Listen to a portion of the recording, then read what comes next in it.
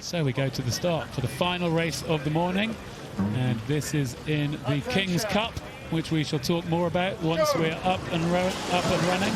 But is the race between the crew from Germany and the crew who've come across from New Zealand. All of these rowers within the armed forces. This is a great race. I love that we've entered this race for the centenary of the King's Cup from 1919. Yeah, so we talk a bit more about it as the race goes on, but let's see these crews right now getting a pretty decent start. It looks like the crew on that Berkshire station, that's the German crew, have made a little bit of a jump as they've got away down the island. The crew from New Zealand here in front of us are going to want to try and settle into their pace, but they've got to make sure they respond to this move and don't let that open water get pushed out. But as we move down the course, we can see picking this up towards Forley, the crew from Germany with those German blades. You can see them on the right, moving pretty smoothly, and they've opened up a decent lead.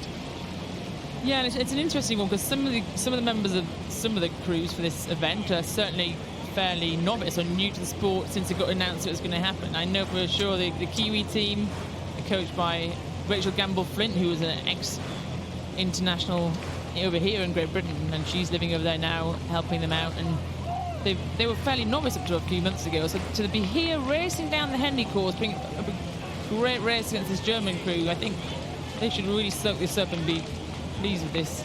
Well, I hope they are enjoying rowing on the Henley course in this mixed crew. Generally it's 6 men and 2 women in each of the crews. This race, obviously 100 years on from the Peace Regatta in 1919, where we found, following the First World War, lots of service men and personnel in Great Britain following the end of the First World War. It felt inappropriate to have the normal Henley Royal Regatta with the full programme in 1919, so it was the Peace Regatta, and servicemen from each of the countries came together, put together crews and raced on the Henley course. We're commemorating it 100 years on, racing for this King's Cup. Back in 1919, it was the Australians who won it. They took the cup back to Australia and raced for it ever since in their state championships.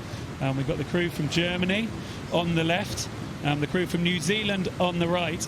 And a fantastic story about them is that each rower in this crew has been researching the person who sat in that seat 100 years earlier, finding out the story, finding out what that person had done when they travelled all the way over from New Zealand to fight in that First World War, to find out about their families, know some of that history, and make that real connection and recognise everything that happened and celebrate the peace that fell in 1919 and finding ourselves here in 2019.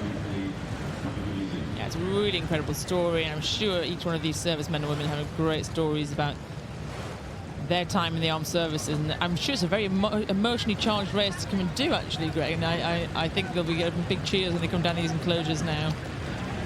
Yeah, I'm sure there will be plenty of cheers and respect from the crowds who are here as we look at the German crew on the right moving really nicely. This crew are all in active military, they're all active military personnel in the Armed Forces Regional Command based in Hamburg, where they are serving, talented, sporting soldiers. They brought in some additional rowers who are coming from the Armed Forces Active Reserve to form this team to participate in the 2019 King's Cup. We've probably got a few eligible people amongst our notable GB rowers. Major Heather Stanning could have probably jumped into the Army crew if she wanted to. Yeah, absolutely. Pete Reed would make There's a fair few who could make it up, couldn't there? Into his Navy crew, yeah. And yes, as you say, so the New Zealand crew does draw from the Army, Navy and Air Force, and represents all trades within the Army, including everything they say, from a dental hygienist to a diver to a pilot, all represented within the New Zealand crew. But this German crew moving really pretty smoothly, aren't they? Looking pretty good. Coming in front of that main grandstand, soaking up the applause, coming down towards our commentary position on the finish line, and looking pretty good. This is the last race before the lunch interval, but everyone's there, clapping, supporting this German crew, coming down towards the line, looking fantastically smooth, moving well together and crossing the line. I'm sure there'll be plenty of mutual respect between the crews as New Zealand cross the line behind, and we can hear the German crew beating the boat and celebrating So there's a win in the King's Cup for the crew from Germany over the crew from New Zealand.